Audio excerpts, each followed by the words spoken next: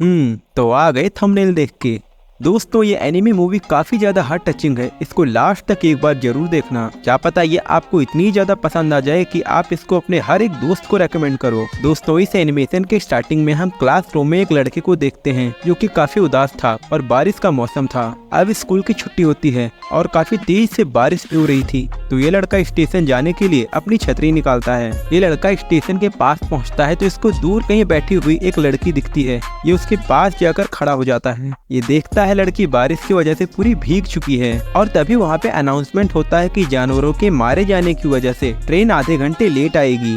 ये लड़का अब लड़की की ओर देखने लगता है तो लड़की कहती है, क्या ऐसे किसी लड़की को देखने पर तुम्हें अजीब नहीं लगता? ये लड़का कहता है, बस तुम्हारा बैग न भीगे, और ऐसा बोलते हुए उसको छतरी देता है। लेकिन ये लड़की छतरी लेने से मना करती है और कहती है, अब तुम मेरे सामने अपना अच्छा बनने का नाटक बंद करोगे? मैं इस अम्ब्रेला को खरीद कर यूज करना ज्यादा पसंद करूंगी। तुम्हारे पास कोई दूसरा अम्ब्रेला है तो बताओ, मैं उसको खरीद लूंगी। लड़का कहता है, मेरा घर पास में ही है, अगर मैं भीग भी गया तो कोई परेशानी नहीं होगी, और अगर तुम बीमार हो गई तो तुम्हारे घर वाले चिंता करेंगे, इसीलिए ये अम्ब्रेला ले लो। लड़की कहती है, अगर ऐसी बात है तो तुम्हारे परिवार वाले भी तो तुम्हारी चिंता करेंगे। ये लड़का कहता है, असल में मेरा कोई परिवार नहीं है। ये लड़की कहती है, मेरा भी कोई परिवार नहीं है। अब ये लड़की इससे अम्ब्रेला लेकर कहती है, मैं तुमको बाद में ये अम्ब्रेला लौटा दूंगी। और अभी ये दोनों आपस में एक दूसरे से अपना कॉन्टेक्ट नंबर एक्सचेंज कर लेते हैं। लड़के का नाम है कारो और लड़की का नाम है अंजू। और अब अगला दिन आता है। अगले दिन कारो ट्रेन पे बैठ के अपने स्कूल में आ जाता है और अब इनकी टीचर क्लास के सामने एक नई स्टूडेंट को इंट्रोड्यूस कराती है, और ये कोई और नहीं बल्कि अंजू ही थी। मैम अंजू को अपना इंट्रोडक्शन देने के लिए कहती है,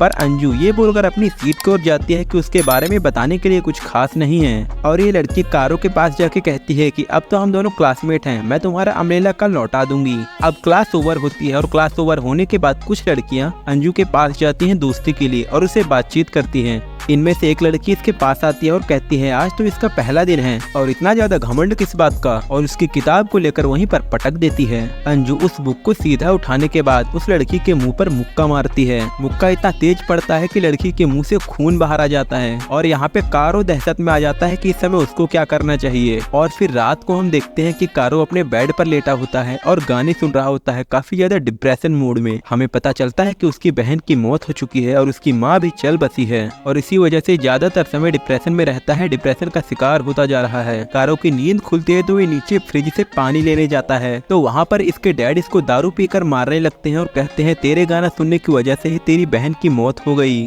अगर तुम्हारी बहन की जगह तुम्हारी मौत हुई होती तो मुझे ज्यादा दुख भी नहीं होता। और उसको और भी बहुत कुछ बुरा भला कहते हैं। तो फिर लड़का अब घर से भाग जाता है और ट्रेन की पटरी पे आता है और ट्रेन की पटरी पर मरने के लिए खड़ा हो जाता है। लेकिन जब ट्रेन उसके करीब आती है तो मौत को अपने इतना करीब देखकर उसकी टांगे अपने आप लड़खड़ाने लग जाती हैं और उसके अंदर मरने की हिम्मत नहीं होती, और वो लड़का वहाँ से कूद जाता है। और ट्रेन के ट्रैक से कूदने की वजह से ये अब जंगल में कहीं जाके खो जाता है। अब रास्ते में चलते चलते इसको एक ट्रायंगल शेप की गुफा दिखती है। इसको चेक करने के लिए ये इसके अंदर जाता है और अंदर जाने पर वाह वाह क्या नजारा था। इसको चमकते हुए पेड़ और पानी में गिरे चमकते हुए पत्ते दिखाई देते हैं। और थोड़ा आगे जाने पर इसको एक चप्पल गिरी हुई मिलती है और उस चप्पल पे उसकी बहन का नाम लिखा था। अपनी बहन की चप्पल को देखकर ये लड़का बिल्कुल डर से जाता है और अब एक गुफा की ओर भागता है। जब एक गुफा की ओर भाग रहा होता है तो दूर कहीं से एक पैरट आता है और ये पैरट कारो के हाथ पे बैठ जाता है और अब ये पैरट गाना गाने लगता है। कारो को याद आता है कि ये पैरट तो वही गाना गा रहा है जो कि इसने और इसकी बहन ने अपने पैरट को सिखाया था,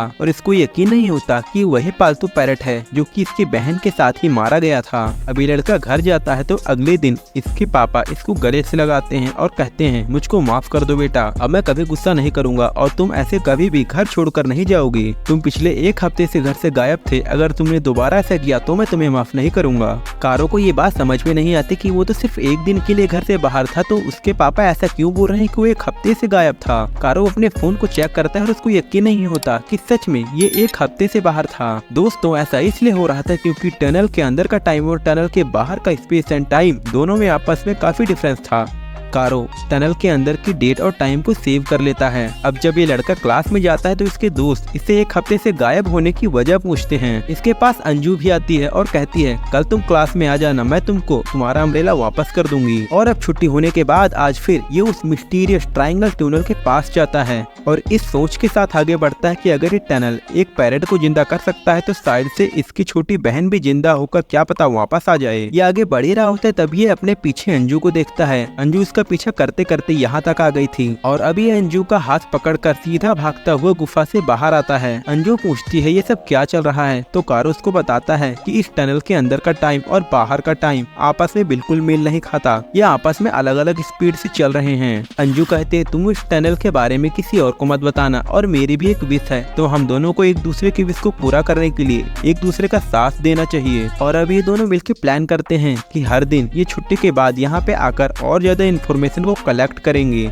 अब अंजू टनल के बाहर होती है और कारो को कॉल करती है और कहती है अब तुम इसके अंदर जाओ। रास्ते में जाते जाते कारो उससे बात करता है, कहता है तुमको उस लड़की को ऐसे पंच नहीं करना था, तुम्हें उससे माफी मांग लेनी चाहिए। और अब जैसे ही कारो की कॉल का सिग्नल ब्रेक होता है ये तुरंत भागता हुआ टनल से बाहर आता है।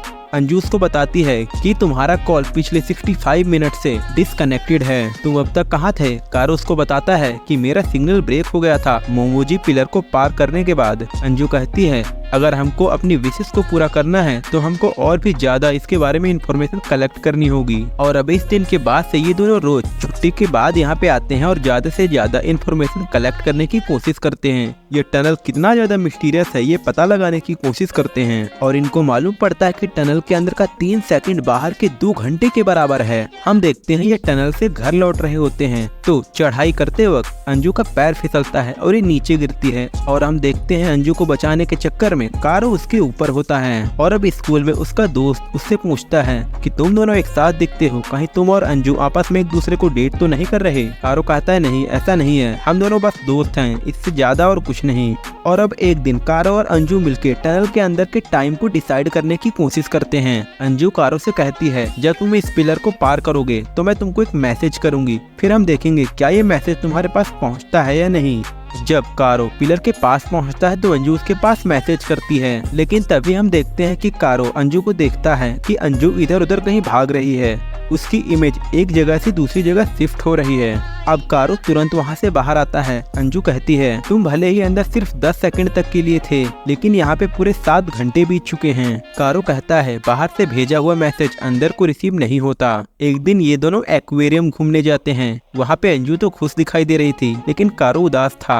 अंजू कहती है जब तुम उस दिन गुफा के अंदर गए थे तो तुमसे बात ना कर पाने के कारण मैं काफी ज्यादा डर गई थी और मैं अगली बार से इस बात को नहीं दोहराऊंगी, मैं तुमसे बात करके तुमको भेजना चाहती हूँ। मतलब कि अब अंजू के दिल में भी कारो के लिए थोड़ी बहुत फीलिंग आने लगी थी। ये इससे कहती है कि मैंने तुमको कभी स्माइल करते नहीं देखा। कारो इसको अपनी स्टोरी बताता है कि मैं इस एक्वेरियम में अपने मम्मी पापा और बहन के साथ पहले ही आ चुका हूँ। उस समय मैं और मेरी बहन आपस में खेला करते, हम काफी खुश रहते थे, लेकिन जब से मेरी बहन की पेड़ से गिरने की वजह से मौत हो गई तब से हमारा परिवार लगभग बिखर सा गया। इसके बाद माँ मुझे छोड़ के चली गई और पापा हमेशा दारू पीकर मुझे मारते थे। मैं बस अब उस टनल से अपनी बहन को वापस लाना चाहता हूँ। अब अगले दिन ये दोनों फिर से टनल में पहुंचते हैं और 108 सेकंड तक के लिए भागते हैं और अंदर इनको ढेर सारे मांगा पेजेस मिलते हैं। उस मांगा पेजेस को लेके ये बाहर आ जाते हैं और ये मांगा अंजू के ही थे और इनके कपड़े काफी ज्यादा गीले हो चुके थे। इस वजह से कारो अपने घर नहीं जा सकता था तो अंजू इसे अपने घर इनवाइट करती है। घर पे आने पर अंजू उसको पहनने के लिए कुछ कपड़े देती है और घर पहुंचने पर कारो अंजू की लिखी मांगा पढ़ने लगता है। कारो उससे उसके ग्रैंडपा के बारे में पूछता है तो अंजू उसे अपने ग्रैंडपा की कहानी बताने लग जाती है। अंजू बताती है कि उसके ग्रैंडपा एक मांगा आर्टिस्ट थे, लेकिन उनका काम कभी भी पॉपुलर नहीं हुआ और ऐसा मार्केट में काफी ज्यादा हाई स्किल डिमांड होने की वजह से हुआ, लेकिन उन्होंने कभी हार नहीं मानी और उनका परिवार खुद उन्हें ऐसा करने से रोकता था। उनके परिवार ने उनको कभी भी सपोर्ट नहीं किया और यहाँ तक कि मेरे ग्रैंडपा की डेथ के बाद भी मेरे परिवार को कुछ फर्क नहीं पड़ा। अंजू अपने ग्रैंडपा से इंस्पायर हो रखी थी तो वो भी मांगा आर्टिस्ट बनना चाहती थी।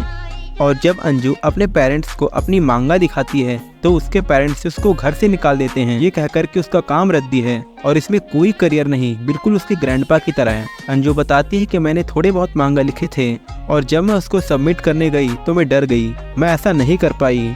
कारो कहता है क्या मैं तुम्हारी मांगा को पढ़ सकता हूँ। अंजू कहती है नहीं, ये इतने भी अच्छे नहीं हैं। लेकिन कारो जिद कर रहा था तो उसको एक मांगा पढ़ने के लिए दे ही देती है। कारो उसकी मांगा को पढ़ता है और उसको उसका वर्क काफी ज्यादा अच्छा लगता है।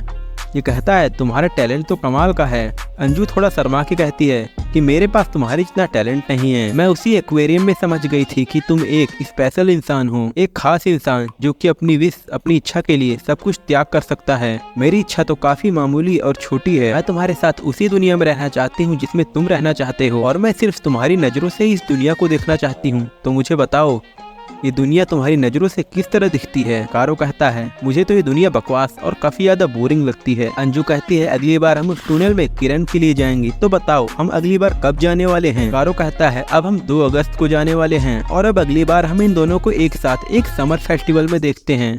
यहाँ पे थोड़ा खाने पीने के बाद ये दोनों एक सीक्रेट जगह पे आ जाते हैं। ये कहता है ये जगह मेरी और मेरी बहन की फेवरेट हुआ करती थी। जब भी मेरे पेरेंट्स के बीच में आपस में लड़ाई होती तो मैं और मेरी बहन यहीं पे आके छुपते थे। अंजू कहती है तुम मुझे यहाँ पर क्यों लाए हो। कारो कहता है मुझे नहीं मालूम मैं यहाँ पर अगली बार कब आऊंगा, तो सोचा एक बार तुम्हारे साथ इस जगह को देख लूं। और अब यहाँ पे पटाखे भी फूटने लगते हैं। ये नज़ारा देखने में काफी ज्यादा खूबसूरत था। अंजू कहती है तुमने टनल में जाने का फैसला 2 अगस्त को ही क्यों किया। ये कहता है ऐसा इसलिए क्योंकि 2 अगस्त को ही मेरी बहन की मौत हुई थी। और ऐसा कहकर कारो थोड़ा इमोशनल होने लगता है, तो इसको हल्का दिलासा देने के लिए अंजू उसका हाथ पकड़ती है। कारो अब जब घर पहुंचता है तो वो देखता है कि उसके पापा एक नई औरत लाए थे। कारो को कुछ समझ नहीं आता कि ये सब क्या हो रहा है। उसके डैड उसके कंधे पर हाथ रख के कहते हैं देख तेरी नई माँ। ये सब देखकर कारो का शरीर थर थर कांपने लगता है। उसको कुछ समझ नहीं आ रहा था और उसके कुछ रिस्पॉन्स ना करने पर उसके डैड उसको मार के कमरे से बाहर कर देते हैं। अपने कमरे में आने के बाद ये सब बात ये अंजू को बताने के बारे में सोचता है, लेकिन ये ऐसा नहीं करता। और अगले दिन अंजू ने इसको कैफे में मिलने के लिए बुलाया था। कैफे में इन दोनों की अगले दिन मुलाकात होती है। अंजू कहती है तुम्हारे कहने पर मैंने अपनी सारी लिखी मांगा को सबमिट कर दिया है और उन लोगों को भी मेरी लिखी मांगा काफी पसंद आई, तो वो लोग मेरे साथ काम करना चाहते हैं। और मुझसे तो अब और इंतजार नहीं होता कि कल मैं तुम्हारे साथ उस टनल के अंदर जाके अपनी मांगा लिखने की विश को पूरा करना चाहती हूँ। मैं अपने टैलेंट की विश मांगने वाली हूँ। कारो उसको रात को ही बात के बारे में बताने की कोशिश करता है, लेकिन लगातार इसके बोलने की वजह से कुछ नहीं बता पाता। फिर हम अगले सीन में देखते हैं कि कारो कुछ मैसेज टाइप कर रहा होता है और अगला दिन 2 अगस्त का होता है, लेकिन अंजू के पास अब तक कोई मैसेज नहीं आया था। अभी सीधा इसके घर चली जाती है। कारो के घर पहुंचने पर इसके डैड इसको बताते हैं कि वो तो घर छोड़कर जा चुका है। अंजू अब वहाँ से सीधा दौड़ती है और उसको मालूम था कि इस समय कारो कहाँ हो सकता है और उसे कारो के साथ बिताया हुआ हर एक पल याद आ रहा था। और जब ये टनल के पास पहुँचती है तो इसके पास एक मैसेज आता है। मैसेज ये था अंजू जब तुम्हें मैसेज रिसीव होगा तो शायद मैं टनल के अंदर जा चुका हूँगा। ये सुन के तुम्हें काफी गुस्सा तो आएगा, लेकिन तुम टनल के अंदर जाने के लिए सेफ नहीं हो। तुमने कहा था कि तुम्हारी टैलेंट की विश है, लेकिन तुम्हारे अंदर तो पहले से ही टैलेंट है और अब तो तुम्हें ऑफर भी मिल चुका है, तो मैं आगे चलकर तुम्हारे सारे मांगा पढ़ूंगा। तुम ढेर सारी मांगा लिखना भूतों की, मैं सारी मांगा पढ़ूंगा। और मैं तुमको बताना चाहता हूँ कि ये टनल किसी भी विश को पूरा नहीं करता, ये बस किसी की खोई हुई चीजों को स्टोर करके रखती है। और तुम्हारा टैलेंट पाने का विश इस तरह पूरा नहीं होने वाला, तो मैं अकेला ही अंदर चला गया। तुम बाहर रहकर ढेर सारी मांगा लिखना और जब मैं बाहर आऊंगा तो तुम्हारी मांगा को पढ़ना चाहूंगा। तुम्हारे इस काम के लिए all the best, goodbye. कारो का ये मैसेज पढ़कर अंजू जोर जोर से रोने लगती है और उसको मैसेज करती है जब तुमको अकेले ही ये सब करना था तो हमने एक साथ ये सब काम क्यों किया। मैं बस तुम्हारे साथ रहना चाहती हूँ, लेकिन तुमने मुझको समझा ही नहीं। और थोड़ी देर पहले के सीन में हम कारो को एक मैसेज लिखता हुआ देखते हैं और ये मैसेज लिख के कारो ये फोन यहीं पर फेंक कर आगे की ओर बढ़ जाता है। और जब कारो धीरे धीरे आगे बढ़ता है तो इसको रास्ते में अपने परिवार की यादें दिखाई देती हैं। और कारो को अंदर चलते चलते अब लगभग 1 घंटे हो चुके थे, मतलब कि बाहर लगभग 4 साल बीत चुके थे। अपनी बहन को पुकारते हुए कारो आगे की ओर बढ़ता जा रहा था और उसे सीधा आगे एक रोशनी दिखाई देती है। और अब अगले ही पल हम इसको अपनी बहन की यादों में देखते हैं। इसकी बहन इसके लिए दूध लाती है और यहाँ पे कारो अपनी सारी यादों को भूल चुका था। अब ये दोनों भाई बहन मौज मस्ती करने लग जाते हैं, लेकिन जब कारो अपना चेहरा शीशे की ओर देखता है तो अपने आप को थोड़ा अलग पाता है और वो वहाँ पे अपने फ़ोन को देखता है।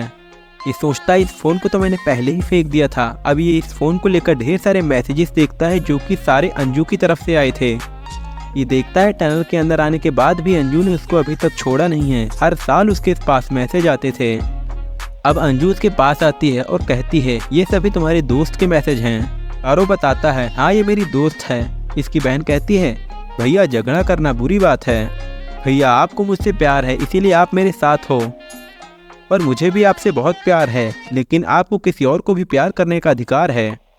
तो अगर आप मेरे अलावा किसी और को भी चुनोगे तो मुझको खुशी होगी। तभी अंजू की तरफ से और भी ज़्यादा मैसेजेस आते हैं। कारो सोचता है पास्ट में जो कुछ भी हुआ मुझको उसे एक्सेप्ट करना ही होगा, और अपनी बहन से ये बोल कर कि मैं तुमसे बहुत प्यार करता हूँ। कारो दरवाज़ा खोलता है और अगले सीन में हम देखते हैं कि ये अब एक मांगा आर्टिस्ट बन चुकी है और उसी फ़ोन से अभी भी ये इसको मैसेज करती है। और इधर दूसरी ओर कारो भी टनल से बाहर की ओर तेजी से भाग रहा होता है और उसे अंजू के साथ बिताया हुआ हर एक पल याद आ रहा था। और भागते हुए मैं तुमको कुछ बताना चाहता हूँ ऐसा लिखकर अंजू की ओर मैसेज भेजता है। और इधर दूसरी ओर ये कारो के जाने की वजह से ज़्यादातर समय डिप्रेशन में ही रहती थी और ये ज़्यादातर समय मांगा में भी नहीं बिता पाती थी। ये अपने सीनियर को कहती है कि मैं इस समय थोड़ा छुट्टी चाहती हूँ।